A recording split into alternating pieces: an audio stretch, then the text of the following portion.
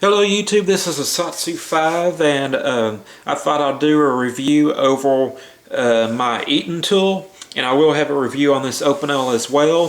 This is pretty much my eating setup for when I'm at work, and if I'm eating beans or something that requires a spoon, I'm covered right here, and it's technically a spork. And if I need to cut up something like a steak or pork chop or something like that, I got my Open-L. I'm going to divide this up into two different videos. Hopefully they'll be short, but I wanted to review these two items as eating tools. Let's start with the spork or Eat N Tool. It's actually called the Eat N Tool by Long Mai.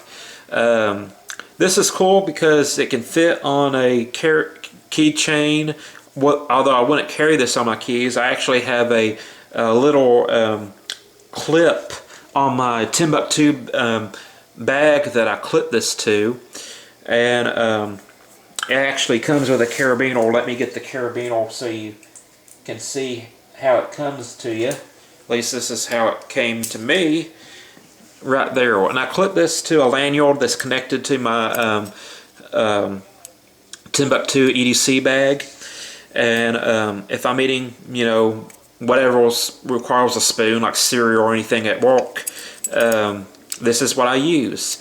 I'll tell you that some of the disadvantages of this particular Eat N Tool is that it's stubby, and which can be a pro or con. If you don't want to knuckle your food, they make a longer version of this. If you want something that's compact, they got this version. And really, to me, the bottle opener does work, but just not extremely well. To tell you the truth, this opens bottles a lot easier than this does. My Cold Steel Vaquero opens Coke bottles and Dr. Pepper bottles and glass bottles easier than this. But for the sake of testing it out, I did use this and it does work. To me, the big disadvantage with this Eat N Tool is the actual fork portion. The forks are just not long enough to bite into steak or pork chop or whatever you're forking at the time. Ha ha ha. It just, you can use it. I did use it, knife and fork together. I did stab pieces of meat and eat it, but I found that the meat would fall off the fork sometimes before I'd get it to my mouth, which makes you look really, really silly when you're trying to eat in front of other people. So that is the big disadvantage with this. Other than that, you get hex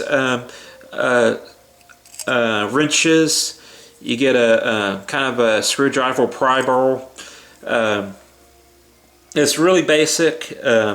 It works, but it just kind of barely works. Mostly, you're going to be using this as either a bottle opener or as a spoon.